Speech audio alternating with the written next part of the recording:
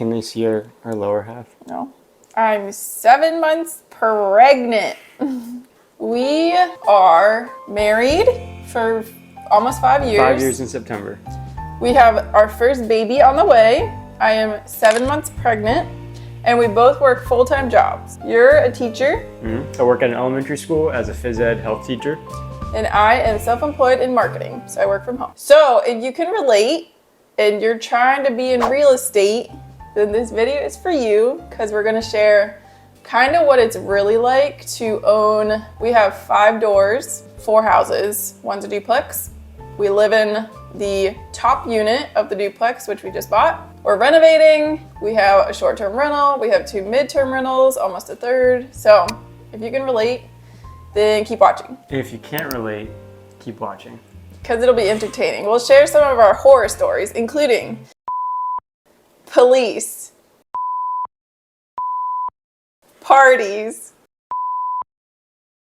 We maybe won't touch What else on we every got? single thing. We have dealt with all of those, but we won't go into detail. So we wanted to make this video after we listened to a podcast from David Green. It was his most recent one. He was on with Ryan Pineda. Yes, and he was basically sharing the real side of everything that's been going on in his life for the past 2 years. And it's honestly a horror story with real estate. I bought a couple other rental properties and things, I mean, I could go into it forever about the number of stuff that went wrong. But I really appreciated it, and it just made me feel like, okay, we're not totally bad at this, because we feel like it's really hard and everybody else makes it feel like it's super easy. And it's not. So that's why we want to make this video. So shout out to you, David Green. Hope things are going better.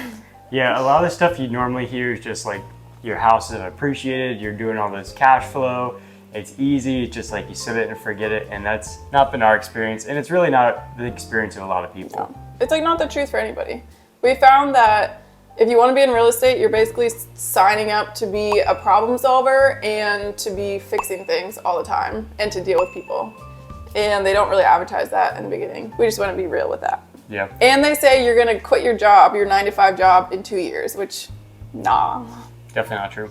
I feel like the only way we've been able to kind of manage all of our doors is we started slow, we kind of get that house stabilized, you figure out the bills, what to expect, and then we move to the next one, and we've never had this really big jump. It's been very incremental over time. And we're not saying this is the best way to do it, because it's probably not, because it's taken us years. Like 5 years. 5 years, I guess. Well, Anna bought the first house right before we were married in 2018. Yeah, 2018.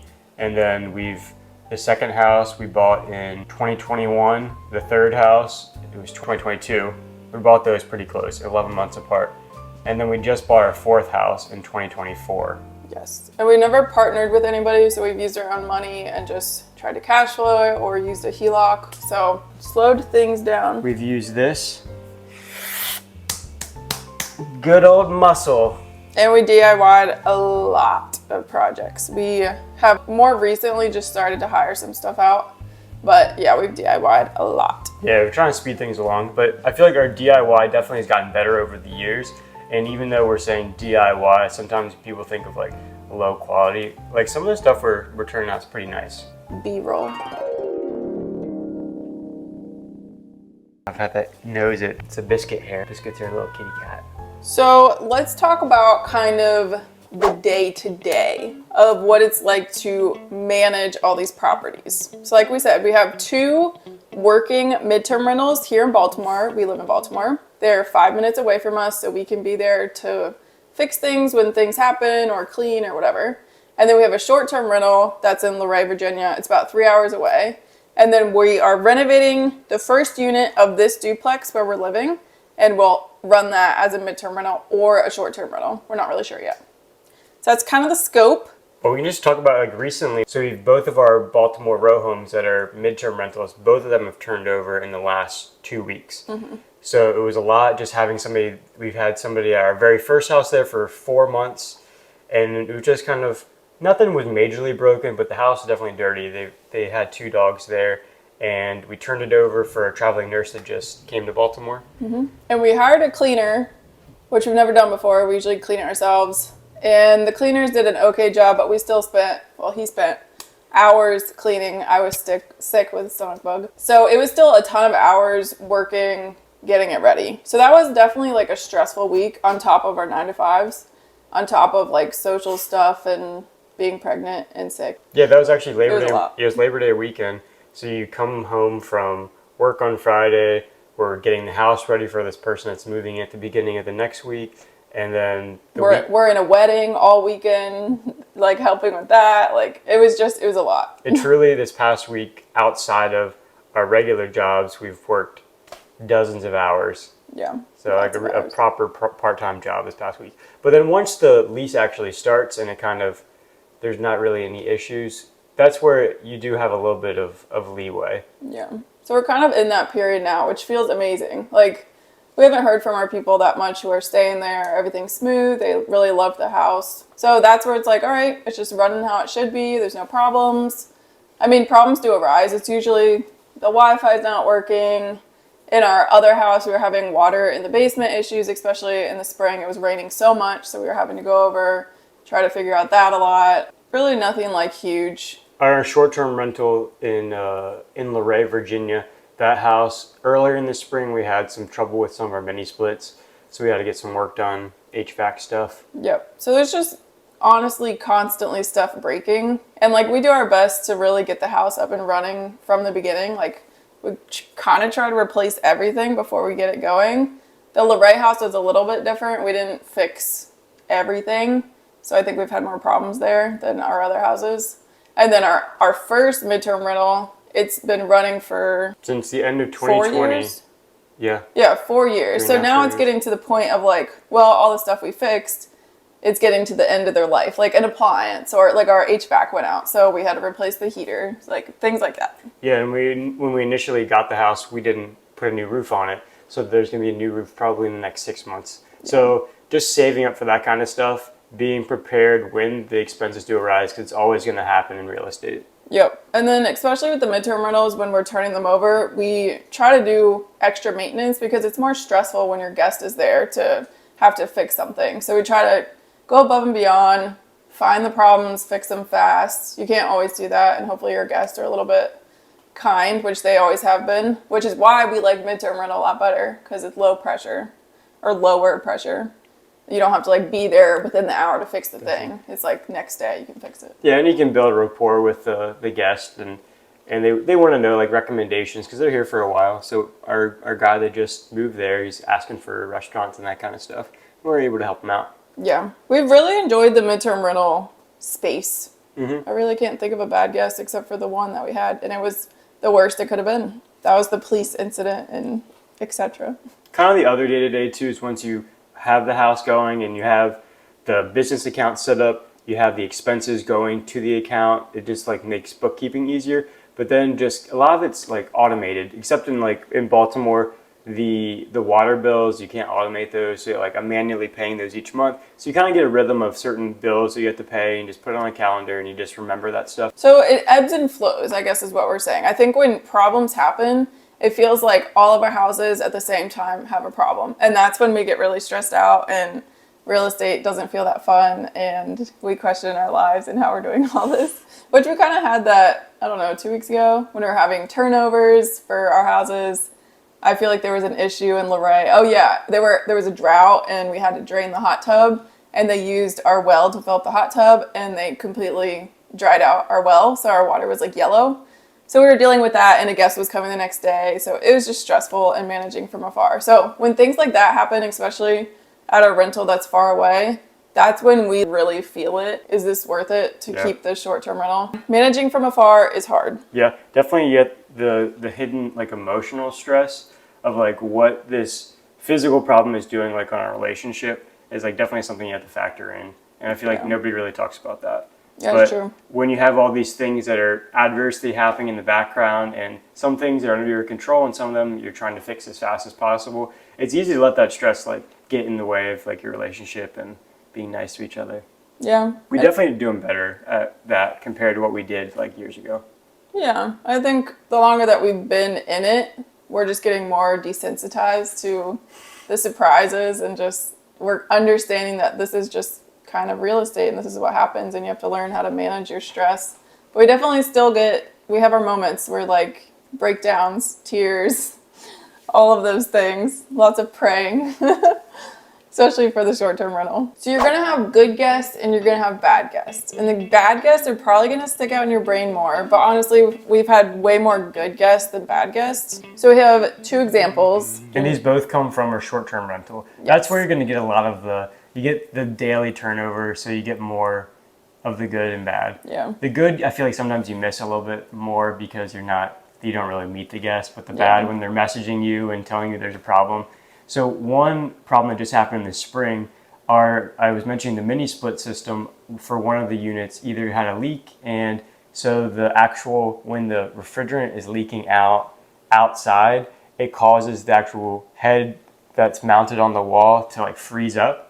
And this happened in very early spring, and the guests kind of just didn't really message us super well about it. So we were trying to fix it, but they were not communicating. And they ended up saying they wanted a window unit put in the room. We were like, sure, whatever. But then I was like looking at the weather by the house, and it was 52 degrees. So it kind of didn't make sense. I'm like, why are we putting a window unit in there? Is what they want. They kept telling us the room is hot. It was unusable. They said hot and unusable. I was like, okay. Open the window. It's like it's 52 degrees outside. If you're hot, open the window, please. But that's kind of one that's like an unrealistic situation. But I mean, we aim to please. Yeah. We really do. That's the annoying part with short-term rentals. Like, they have their expectations really high, which we understand. They're on vacation. They paid a lot of money. So we go out of our way to make their stay the best that we can. So I offered, do you want a window AC put into the room, thinking they'd say no. And she was like, yes. So then you have to think about our time. We don't live there. We have to find somebody to go buy an AC unit. Luckily, our cleaner did it. She went and bought like a $150 AC unit. Then we have to pay them for their labor to put it in the window.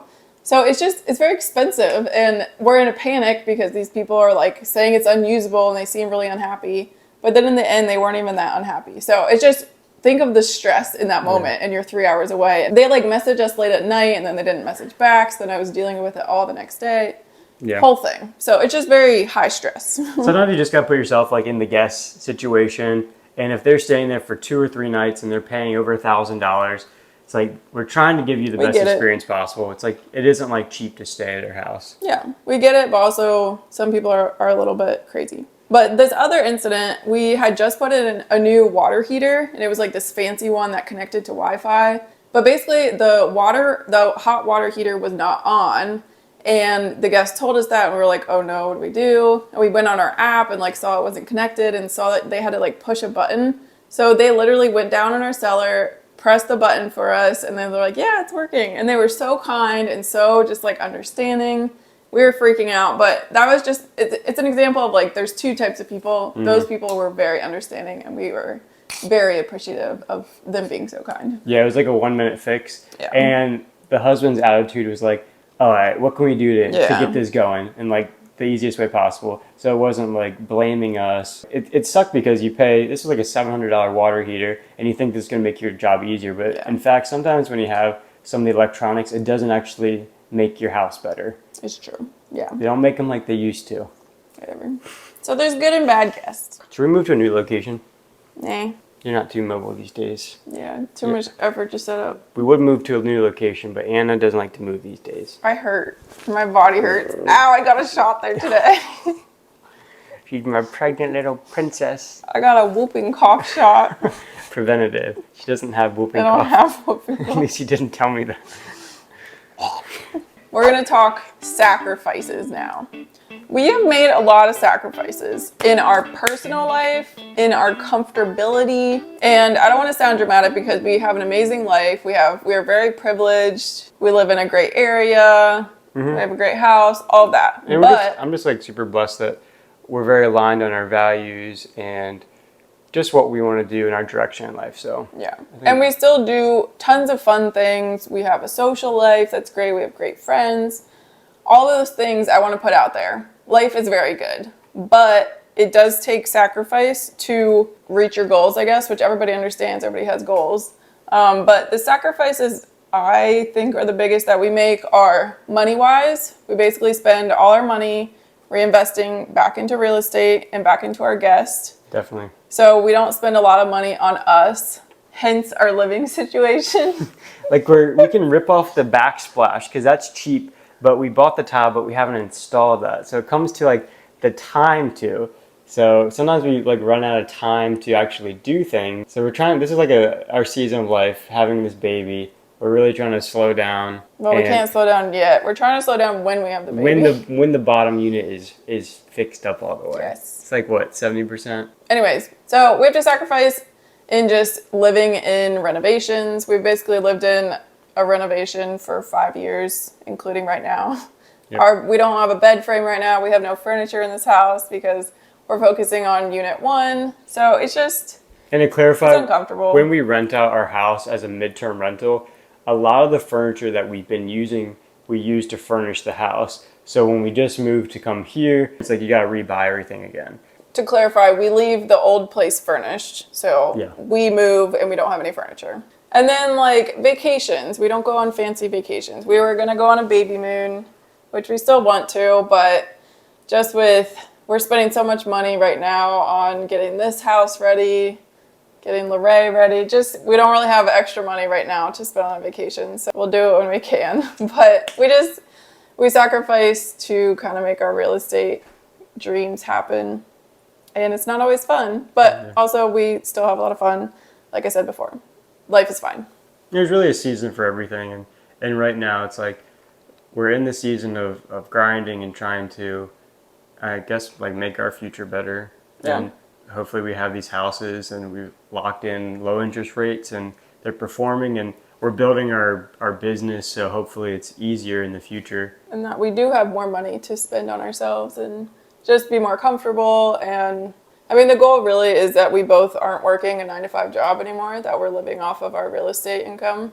That's like the long-term dream. We know that's going to take a while, but that's what we want. So we're working for it. And YouTube starts paying us and we get an HGTV show.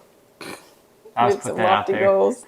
Hey, you never know. So another thing that we've noticed with our real estate is you're going to make mistakes, especially if it's your first time doing it. There's different laws and permits and things and just ways you do things that you wouldn't know just going into it. And you can't just find the answer. Sometimes you just do it and then figure out, oh, I did it wrong, or there's a right way to do this. And that's just like the learning process in anything you do. And you can work really, really hard to try to make a house work, and then you're still not cash flowing. Like, we kind of feel that with our Luray house. We're honestly just breaking even, maybe losing a little bit because we're reinvesting into the house. We put a hot tub in. We might not see that money back this year. And we work really hard on that house initially, and we work really hard consistently every month on it, and we're still not really making money on it. So that happens. It's a big learning thing, and our encouragement is just to stick with it. In 5 years, you'll probably look back and be like, I'm glad I stuck with it, and the house is doing fine, or I sold it, or whatever. I really had a breath there for a second. What we've actually noticed with the houses is the houses are appreciating, and it's like all this unseen value. It's not like the money coming to us every single month is making you richer. It's a very slow gain with that kind of stuff. But hopefully over time with inflation, the house values go up. And if you have like a 30 or whatever year mortgage that you've locked in a pretty, I guess, known set of expenses for the house. Like our expenses really aren't increasing dramatically year over year. Sometimes like utilities are ticking up a little bit or internet's going up a little bit. But for the most part, you're kind of paying almost the same expenses every single month. Yeah, and your rent's going up. So for us, because we bought basically all fixer-uppers, we have a lot of equity in our houses. And we're equity strong and equity rich, but we're not super liquid. So the month to month is still hard. We're cash flowing on our midterm rentals quite well. And then our short-term rental, like we said, is basically a break even. And then where we're living now, once we start renting out unit 1, it's going to offset our mortgage. So we're going to be able to live for pretty cheap, which is great. And then who knows what we'll buy next? Maybe another midterm rental. We don't really know what life will bring us. We'll have a baby. So we are trying to slow down, live more comfortably, and just more balanced. We'll see what happens next. Yeah, I think we're going to be kind of forced to take a step back and not live in such a potentially dirty or dangerous house.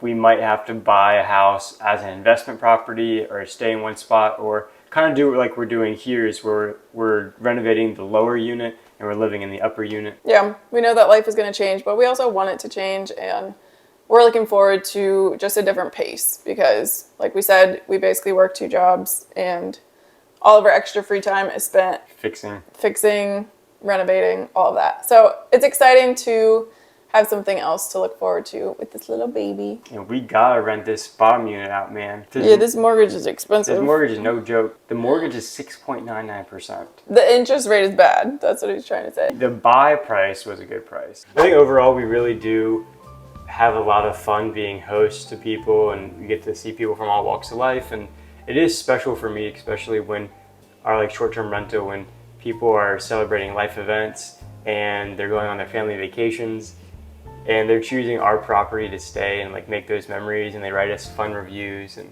you actually get to hear that they're building good memories. Yeah, it is a cool thing to be a part of. It's exciting, and it's what we're passionate about. It's where we want to go. We want to reach all these goals. I also look at like the houses as like, they're kind of like pieces of art. You get to put your creative touch on it. You get to build this space, and then like when somebody comes there for a contract that they're working in Baltimore and they see it and they're like, wow, this is like better than the pictures. Like that's a good feeling. Yeah, it feels really good. So it's nice to share it with people, and we have overall fun doing it. I think we shared a lot of like, you know, the behind the scenes stressors today because we just feel like people don't share that enough. But overall, I think we do have a lot of fun with this, and we have fun as a team doing it together. It's cool to build a business as a married couple. Anything else? If you're not subscribed, please subscribe. True. We're trying to build the channel. Oh, bye.